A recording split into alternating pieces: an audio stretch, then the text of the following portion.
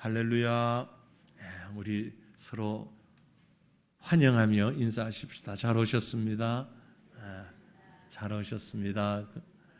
건강하시기를 바랍니다. 6월인데 그죠? 저녁 온도가 30도가 넘어요 지금.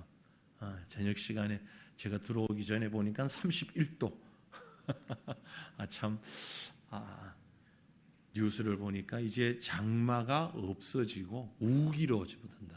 이제는 우기라는 말이 맞다. 옛날에는 장마가 오르락 내리락 이러면서 비가 왔는데 이제는 그게 아니랍니다. 이제 비가 확 왔다가 또 확 더웠다가 오늘 내일 또 이렇게 비도 오고 많이 덥고 이럴 때 우리 성도님들 건강 조심하시기를 바랍니다. 오늘 밤 우리가 함께 읽고 묵상하고 기도할 하나님의 말씀 히브리서 13장 7절 8절입니다. 히브리서 13장 7절과 8절 두 절 말씀만요. 두 절 말씀.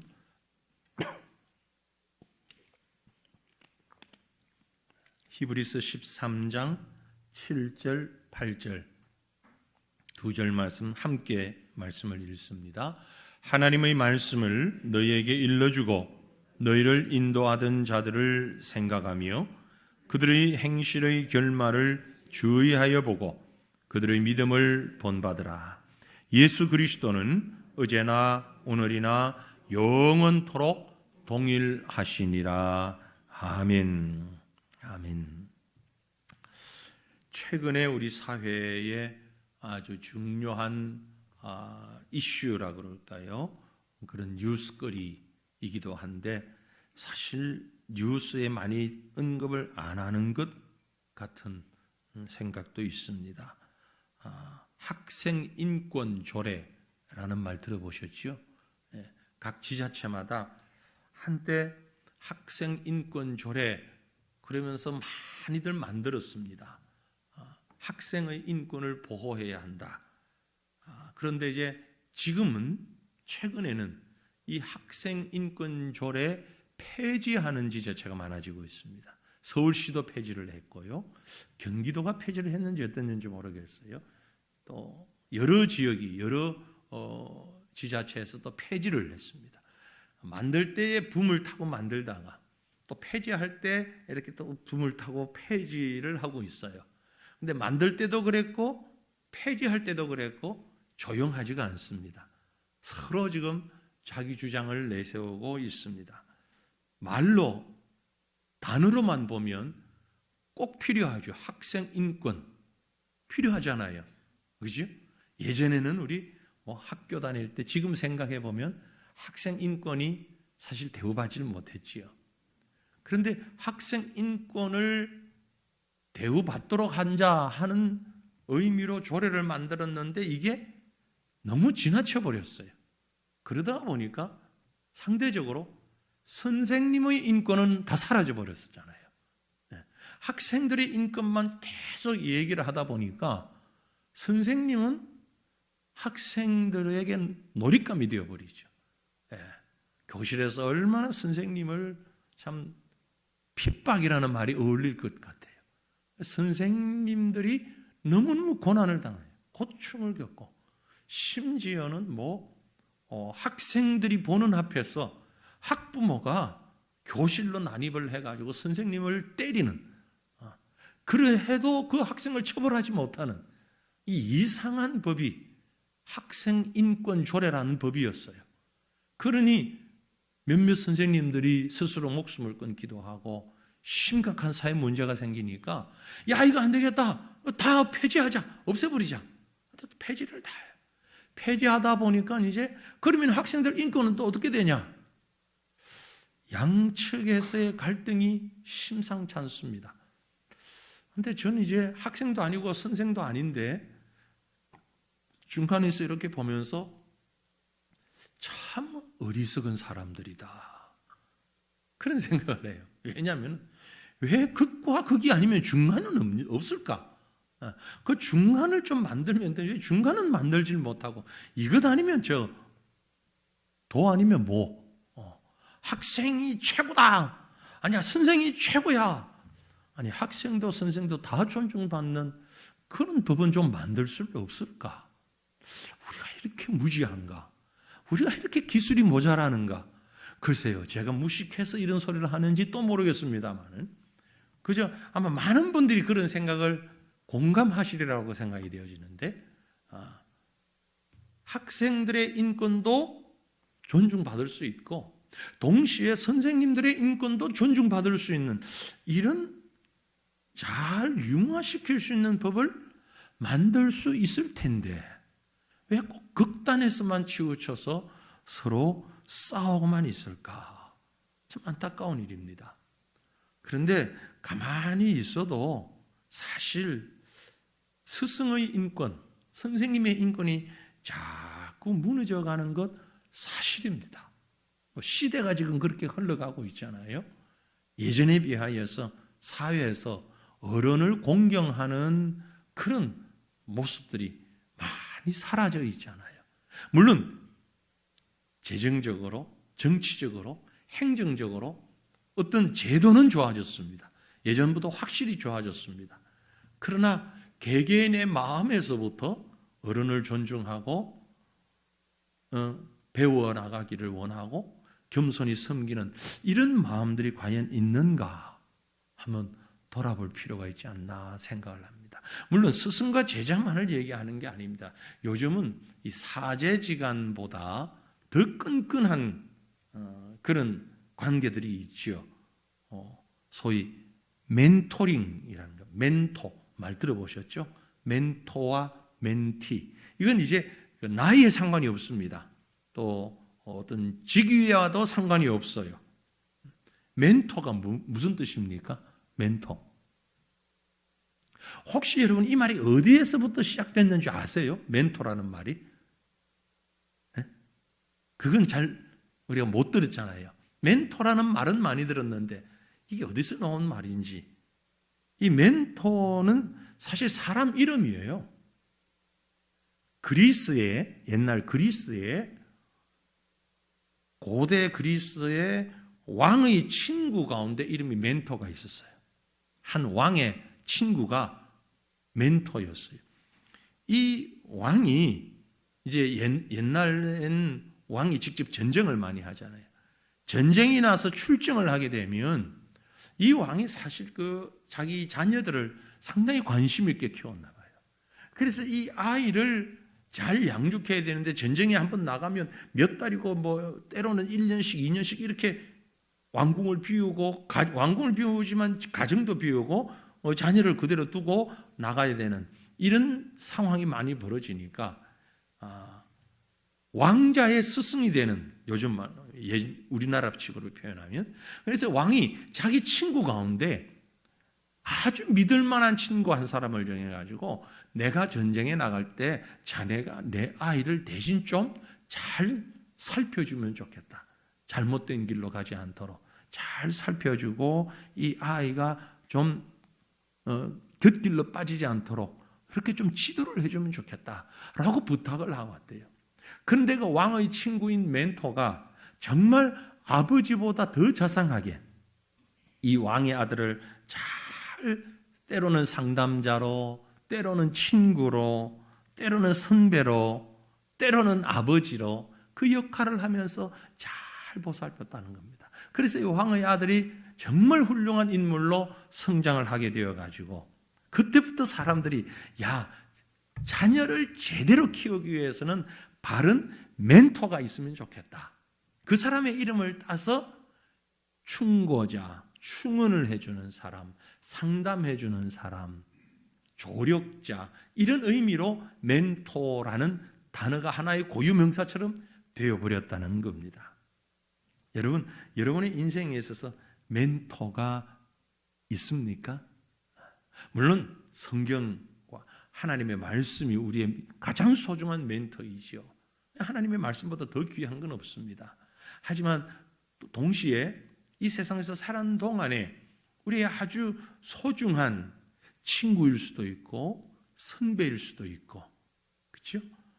혹은 동료일 수도 있고, 어떤 때는 나보다 나이가 어리지만 어떤 일에 있어서 내가 상의를 할 만한 그런 사람이 있기도 하고, 이런 관계들을 우리가 잘 못 만드는 것 같아요. 그래서 요즘은 상담사가 많잖아요. 정신의학과라든지 혹은 상담치료라든지 이렇게 해서 이제 돈을 지불하고라도 가서 그 상담사와 이야기를 합니다. 사실은 그보다 훨씬 좋은 것이 경제적인 것을 떠나서 함께 마음을 나눌 수 있는 멘토가 있으면 정말 좋지요. 귀하지요. 그래서 많은 신앙의 멘토들이 스스로 멘토가 되어주고 또 멘토를 만드는 그런 신앙생활을 했으면 좋겠다 하는 생각을 가집니다. 왜 제가 이 말씀을 드리는가 하니까 성경을 보니까 바로 이런 관계를 귀한 관계로 말씀하고 실질적으로 그런 관계 속에서 믿음의 일들을 감당했던 사람들이 참 많이 있는 것을 볼 수 있습니다. 모세와 여호수아의 관계가 그랬어요. 모세는 여호수아의 멘토였어요. 여호수아는 모든 일들이 있을 때마다 아버지하고 지난 시간보다 모세와 지난 시간이 더 많았던 것 같아요. 성경에 훨씬 더 많이 나오죠. 여호수아의 아버지 이름은 나옵니다. 눈의 아들 여호수아. 그죠? 아버지 이름은 나오는데 그걸로 끝이에요. 그 사람이 무슨 사람이 뭘 했는지 몰라요. 그러나 모세와는 많은 얘기를 주고받았고 결국 이스라엘의 대를 이어가면서 지도하는 일을 여호수아가 하잖아요. 다윗에게 멘토는 사무엘이었던 것 같아요. 문제가 있을 때마다 사무엘을 찾아가서 물어보고 이야기하고, 또 다른 멘토는 나단 선지자도 있었죠. 친구예요. 나단은 친구이면서 멘토였어요. 다윗에게 꼭 한 사람이어야 할 필요는 없습니다. 엘리사에게는 엘리야가 있었어요. 엘리야와 엘리사, 그런 관계였습니다. 디모데에게는 바울이 있었죠.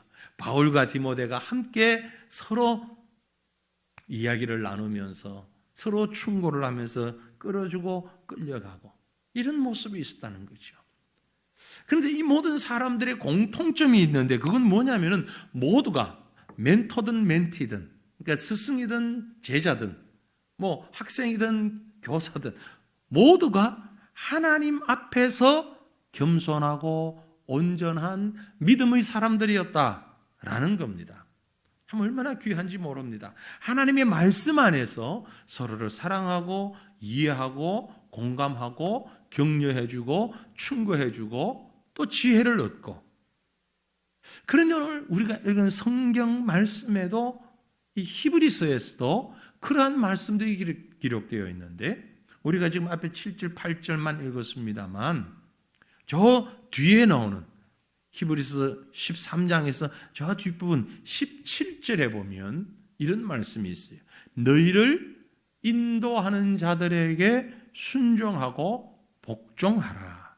그들은 너희 영혼을 위하여 경성하기를 자신들이 청산할 자인 것 같이 하느니라. 그들로 하여금 즐거움으로 이것을 하게 하고 근심으로 하게 하지 말라. 그렇지 않으면 너희에게 유익이 없느니라. 여기에 말씀하는 너희를 인도하는 자들, 물론 이 말씀은 1차적으로 목회자들을 두고 하는 얘기입니다. 또 사도들을 두고 하는 얘기입니다. 하지만 조금 범위를 넓히면 영적인 지도자 모두를 포함하고, 그것이 어떤 리더와 그를 따르는 사람뿐만이 아니라 좀 전에 말씀드린 멘토와 같이 서로를 격려하고 서로를 이끌어주는, 영적으로 이끌어주는 사람들을 말하는 것이죠. 그 사람들에게 순종하고 복종하라. 그리고 그들로 하여금 즐거움으로 이것을 하게 하라. 즐거움으로 서로 기도하게 하고 서로 위하여서 서로 기도 제목을 나누고 충고하고 말할 수 있도록, 의논할 수 있도록 그렇게 했으면 좋겠다라는 말씀이죠. 뭐 저도 과거에는 이제 좀 목회를 처음 시작해서 경험이 많지 않을 때는 이런저런 선배 목사님들 수시로 연락해서 이럴 때는 어떻게 합니까? 저렇게 어떻게 합니까? 많이 여쭤보기도 하고 했어요. 그런데 그분들이 지금 다 거의 안 계셔. 다 먼저 갔어, 절 두고. 나중에 만나자 그러고 천국에 먼저 가버리셔가지고 지금은 그럴 만한 분이 이제 친구들, 또래들 조금은 있지만 그렇게 많지 않은 것 같아요. 또 시간이 지나고 보니까 우리 젊은 후배 목사님들이나 이런 분들이 종종 또 전화가 와요. 목사님 이럴 때 어떻게 해요? 그랬더니 내가 참 세월이 이렇게 지났나 싶기도 하면서 또 제가 아는 건 얘기하기도 하고 또 저보다 훨씬 젊은 분들에게도 제가 물어보기도 하고 선교사님들이 여러 선교사님들이 또 연락이 오기도 하고 어떤 분은 아주 중요한 결정을 해야 될 때에 선교 편지를 해서 하는 것이 아니고 국제 전화를 해가지고 저한테 물어봐요. 목사님 내가 일 있는데 이거 어떻게 하면 좋을까요? 이런 고민이 있는데 이거 어떻게 하죠? 뾰족한 수가 없지만 같이 얘기하고 같이 기도하고 같이 마음을 나누고 그럴 때에 서로에게 위로가 되는 걸 볼 수 있습니다. 중요한 것은 이 모든 일들 가운데 우리의 나이에 상관없이 직분에 상관없이 하나님의 사람들에게 꼭 필요한 인도하는 자들, 그걸 전 믿음의 선배라고 표현하고 싶은데 오늘 성경에 보니까 바로 이런 믿음의 선배들 하나님이 세워주신다라고 말씀하고 있어요. 믿음의 선배들. 왜 우리가 믿음의 선배들을 따라야 하느냐? 왜 목회자를 따르고 앞선 신앙의 사람들을 따르고 그보다 훨씬 이전에 우리보다 앞서간 신앙의 선배들을 따라야 하는 이유가 뭐냐? 정말 감사하게도 우리에게는 수많은 믿음의 선배들이 있습니다. 그죠? 한국 교회에 얼마나 대단한 신앙의 선배들이 많이 있었습니까? 이미 세상을 떠나신 분들도 많이 계시고 현재 있는 분들도 계시고 우리가 얼굴을 뵙지는 못했지만 책 속에서 보았던 신앙의 선배들이 또 얼마나 많이 있어요. 순교의 피를 흘렸던 분들이 얼마나 많이 있습니까? 거의 120년간 지금 120년이 넘는 이 시간 동안 많은 신앙의 선배들이 있었죠. 우리나라뿐만이 아닙니다. 전 세계적으로 뿐만이 아니라 성경에 기록된, 그래서 오늘 말씀에 이 믿음의 선배라고 얘기했을 때 저는 어디까지 확장시켜서 생각하고 싶은 거 아니, 히브리서 11장에 나와 있는 모든 인물들, 히브리서 11장에 많은 믿음의 인물들을 얘기했잖아요. 그렇죠? 아담, 아벨 이후부터 아브라함, 노아 쭉 내려오는 그 많은 믿음의 선배들 하나님이 다 세우셨다는 거죠. 누구를 위해서? 오늘 이 시대 저와 여러분을 위해서. 물론 하나님의 나라를 위해서 사용하시고 그 인생들을 이 땅에서 살다 갔지만 그 인물들에 대한 기록이 남아있는 것은, 성경을 통해서 여러 경로를 통해서 기록이 남아있는 것은 그 말씀을 보고 그 기록을 보는 오늘 이 시대 저와 여러분을 위해서 하나님이 세우셨다는 겁니다. 우리를 위해서 솔로몬 왕을 세우셨고 다윗 왕을 세우셨고 바울을 세우셨고 베드로를 부르셨고 우리를 위해서 주기철 목사님을 세우셨고 우리를 위해서 우리 신앙의 선배들을 세우셨다. 모든 우리 앞서간 모든 신앙의 선배들은 하나님께서 뒤따라가는 우리의 믿음을 위해서 세우신 분들이다라는 것입니다. 여러분, 우리 인생의 승패는요, 어떤 스승, 어떤 선배, 어떤 선생을 만나느냐 매우 중요합니다. 매우 중요합니다. 그래서 그분들이 가르치신, 그분들이 말씀하신, 그분들이 보여주신 그 모습 그대로 살아가는 것, 그렇게 살려고 애쓰고 수고하는 것, 그것이 우리의 삶의 모습을 바꾸고 인격을 바꾸고 신앙의 형태를 바꾸어 놓을 수 있기 때문에 그렇습니다. 그래서 좀 전에 우리가 보았던 말씀을 다시 보면 17절에 너희를 인도하는 자들에게 순종하고 복종하라 그랬어요. 너희를 인도하는 자들, 하나님이 세우신 자들입니다. 그래서 그 하나님이 세우신 자들에게 순종하고 복종해야만 된다라는 것을 말씀하고 있죠. 때로는 내 생각과 다르고 나보다 좀 못한 것처럼 여겨질 때도 있습니다. 그래서 불순종하고 때로는 무시할 수도 있지만 하나님이 세우신 일꾼이기 때문에 순종하라는 겁니다. 복종하라는 것입니다. 여러분, 이스라엘의 초대 왕 사울이 왜 하나님으로부터 버림을 받았습니까? 이유가 여러 가지지만 가장 중요한 이유는요, 사울이 세워졌을 때에 그에게 가장 중요한 하나님의 말씀을 전했던 멘토 역할을 했던 자가 사무엘 선지자입니다. 그런데 그 사무엘의 가르침을 거역했어요. 사무엘의 명대로 하지 않았습니다. 아니, 하나님의 말씀대로 하지 않았는데 하나님께서 사무엘을 통해서 명령하셨잖아요.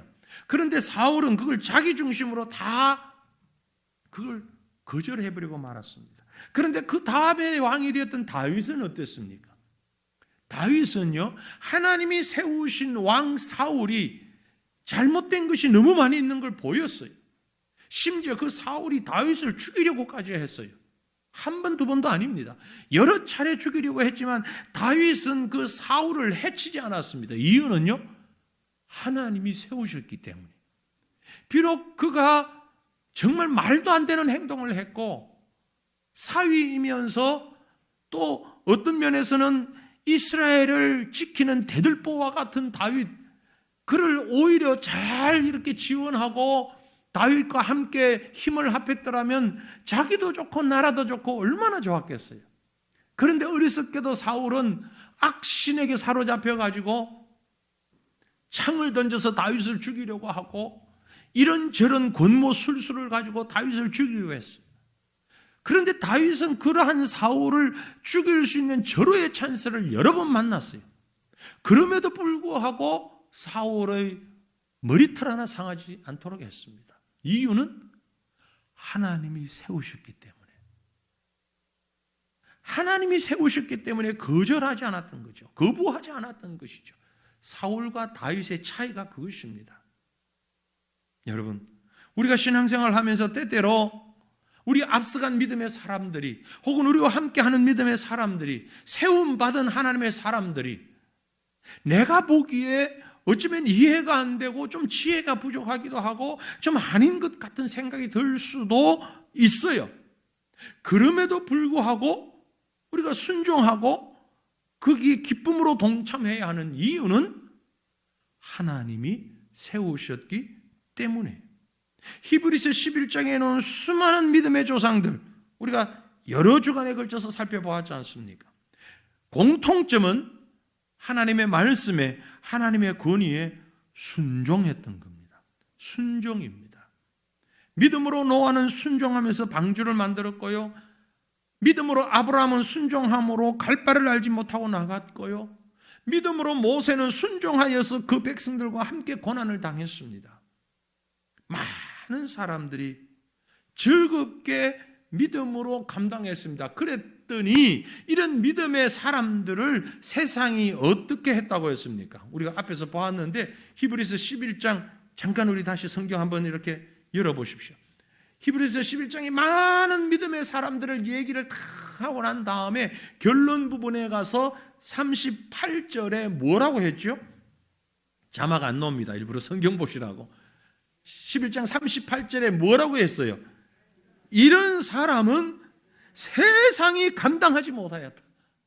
세상에 감당할 수 없는 사람들. 어떤 사람? 돈 많은 사람? 아니에요. 무식한 사람? 아니에요. 아이고 감당하지 못할 사람. 세상에 감당 못할 사람은 어떤 사람? 믿음으로 순종하는 사람. 믿음으로 순종하는 사람. 가장 세상이 두려워하는 사람, 세상이 가장 두려워하고 세상이 가장 세상적인, 세상에서 볼 때 대책 안 쓰는, 하나님을 모르는 사람들이 볼 때, 세상에서 볼 때 도저히 답이 없는 사람. 왜? 믿음으로 나가니까. 공산주의도 감당할 수가 없고 총칼도 감당할 수가 없고 이건 물질도 감당할 수도 없고 세상에 어떤 걸로도 감당할 수 없는 사람이 누구다? 믿음으로 사는 사람. 바로 그런 믿음의 사람들처럼 순종하고 나가는 사람. 하나님 앞에서 저와 여러분이 그런 모습으로 세워져 가기를 원합니다. 그래서 하나님이 세우신 일꾼들에 대해서는요, 믿음으로 순종하는 것이 우리에게 유익한 것이에요. 우리의 믿음을 성장시키는 최고의 방법은 믿음으로 세워진 신앙의 선배들을 살피는 것입니다. 물론 제가 늘 말씀드립니다만 아브라함도 죄인이고 노아도 죄인이에요. 바울도 죄인이고 베드로도 죄인이에요. 다윗도 죄인이에요. 위인이 아닙니다. 죄인입니다. 그럼에도 불구하고 그들이 하나님 앞에서 순종하는 믿음으로 살아갔던 것은 우리를 위하여서 보여주신 하나님이 세우신 은혜며 축복이라는 사실. 그러므로 여러분, 이 시간 우리가 기도하기를 원합니다. 하나님, 나 이외에 하나님이 세우신 모든 분들을 믿음의 눈으로 보게 하옵소서. 그리고 그들의 믿음의 모습을 우리가 본받게 하옵소서. 그들의 믿음의 모습에 순종하게 하옵소서.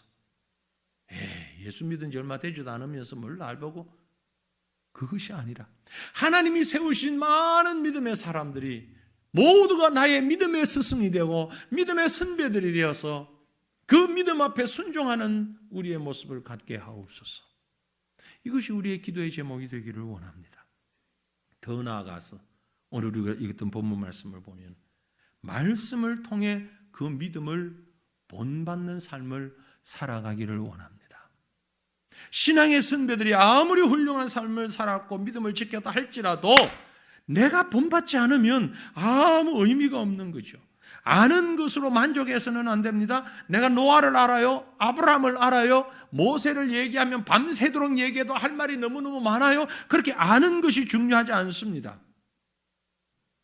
그들을 아는 것뿐만이 아니라 그들의 삶을 통하여서 그들의 믿음을 내가 따라야 하는 것이죠. 자, 오늘 우리가 2절을 읽었는데요, 7절 말씀을 보시면 하나님의 말씀을 너에게 일러주고 너희를 인도하던 자들을 생각하며 그들의 행실의 결말을 주의하여 보고 그들의 믿음을 본받으라. 하나님의 말씀을 너에게 일러주고, 이 말씀만 가지고 우리 목회자, 목사님 얘기하나 보다, 그 뜻 아니에요. 물론 포함은 되겠지만 그 뜻이 아니에요. 이 7절 말씀은 뒤끝까지 보세요. 너희에게 말씀을 일러주고 너희를 인도하던 자들을 생각하고 그들의 행실의 결말을 주의하여 보고. 그렇죠? 지금 살아있는 사람보다는 이미 앞선 신앙의 선배들, 바로 히브리서 11장에 나와 있는 사람들을 두고 하는 얘기, 믿음의 사람들을 두고 하는 말입니다. 나와 일면식이 없다 할지라도 그들을 통하여서, 바울을 통하여서, 베드로를 통하여서, 요한을 통하여서, 야고보를 통하여서 가르쳐 주셨던 말씀, 그 말씀을 깨닫고 이해하고 아는 것으로 끝나지 말고 그 말씀을 새기며 이 말씀에 순종하는 삶을 살아가는 자. 물론 현재 있는 영적 지도자도 마찬가지입니다. 목회자도 마찬가지, 설교자도 마찬가지예요. 사람이기 때문이라 아니라 하나님의 말씀을 가르치고 하나님이 세우신 자이기 때문에, 그러나 사람을 보는 것이 아니라 그 말씀에 순종하라는 얘기입니다. 여러분, 제가 하는 말에 순종하실 필요 없습니다. 제가 전하는 하나님의 말씀에만 순종하면 되는 거예요. 제가 전하는 것이 하나님의 말씀이 아니라면 순종할 필요 없습니다. 절대 하면 안 됩니다. 하나님의 말씀을 전할 때는 제가 전했기 때문이 아니라 우리 전도사님이 전했기 때문이 아니라 주일학교 선생님이 전한다 할지라도 그것이 하나님의 말씀이라면 순종해야 되는 거죠. 그 말씀을 하고 있는 거예요. 전하는 자가 누구인가가 문제가 아니라 그 말씀의 내용이 무엇인가가 중요하다는 것이에요. 그래서 그 말씀을 순종하는 것, 이것이 바로 신앙의 인격입니다. 처음에 제가 학생 인권 조례 말씀을 드렸는데, 학생의 인권, 스승의 인권, 그보다 신앙인의 인권, 그건 바로 하나님의 말씀 안에 있는 것입니다. 아는 것과 행동하는 것이 다를 때, 말씀과 행실이 다를 때, 그런 사람들을 우리는 바리새인이라고 부릅니다. 성경에서. 그러므로 여러분, 우리가 맞을 때는요, 인간적인 면, 드러나는 모습, 거기에 주목하지 말고 그 전해지는 말씀을 듣고 이 말씀이 나에게 지혜가 되고 지식이 되고 그것이 나의 삶으로 융화되어 줄 수 있도록 우리의 신앙이 성숙해 가야 한다라는 것입니다. 그리고 우리가 그 들은 말씀은 사명을 다하여서 목숨을 걸고 충성하며 따라야 하는 것입니다. 성경에 보면 제자라는 말이 많이 나오죠. 제자, 예수님의 제자. 제자라는 말은 무슨 얘기입니까? 따르는 사람이라는 얘기입니다. 따르는 사람. 고린도 전서를 읽다 보면 사도 바울이 너희는 나를 본받는 자가 되라 그런 말씀을 합니다.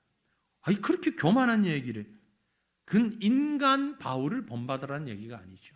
그가 전하는 말씀 그리고 그가 행하는 신앙적 행위를 본받으라는 겁니다. 제자가 되라는 것을 의미하고 있는 것입니다. 우리가 사람은 절대 불변하는 사람은 없습니다. 변하지 않는 사람은 아무도 없어요. 저도 여러분도 변하기 마련입니다.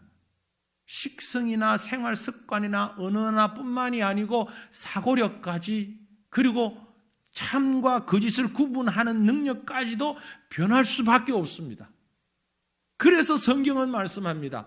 믿음의 선배들을 따르라. 그러면서 꼭 뒷붙여 있는 말씀이 8절 말씀이에요. 우리가 읽은 말씀에 뭐라고 했는가 하면 예수 그리스도는 어제나 오늘이나 영원토록 동일하시다. 왜 이 말씀이 여기에 있습니까? 믿음의 선배들, 신앙의 선배들을 따르는데 사람 보고 따르지 말라는 얘기예요. 예수 보고 따르라는 얘기입니다. 예수님 말씀 보고 따르라는 그 말씀이에요. 우리가 살아가면서 신앙생활을 하면서 참 많은 사람들의 말씀을 듣습니다. 많은 상황 속에서 말씀을 배웁니다. 근데 사람은 잊어버려도 상관없어요. 하나님의 말씀만큼은 잊지 않고 그 말씀 붙잡고 나아가야 하는 이유가 하나님의 말씀은 변함이 없기 때문에 그렇습니다. 이것이 신앙의 중심이기 때문에 그렇습니다. 믿음으로 살아간다는 것, 그것은요 바로 우리 신앙의 선배들을 바라보면서 그들이 가졌던 예수 바라보는 신앙, 예수님의 말씀에 순종하는 신앙, 영원토록 변하지 아니하고 어제나 오늘이나 동일하신 주님을 따라가는 그 신앙의 자세, 이것을 따르자는 것입니다. 사랑하는 성도들이여, 세상이 참으로 빨리 바뀌죠. 너무 빨리 바뀝니다. 그렇지 않습니까? 변해도 너무 빨리 변합니다. 따라갈 수가 없어요. 저도 여러분도 세상 변하는 것만큼 다 따라갈 수가 없습니다. 그래서 이렇게 해야 한다, 저렇게 해야 한다, 주장도 많습니다. 여러 가지 외치는 말들도 많습니다. 하지만 변치 않는 것이 있습니다. 바로 하나님의 말씀이에요. 예수 그리스도예요.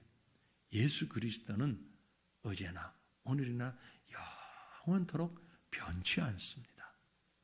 우리가 좀 전에도 복음성을 찬양을 많이 했는데요. 어떤 분들이 그런 얘기합니다. 찬양, 옛날 찬송 부르지 말고 새로운 것 좀 불러라. 찬양은요, 옛날 찬송, 새로운 찬송 구분하실 필요가 없습니다. 어떤 분은 복음성 70, 80 이런 얘기도 하더라고요. 유행 대중 가요의 70, 80 시대 부르던 노래처럼.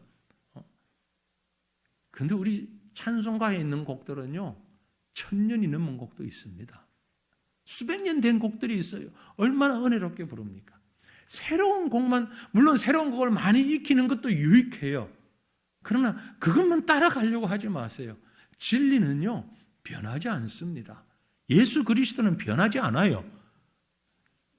1000년 전에 불렀던 예수님이나 지금 부르는 예수님이나 똑같아요.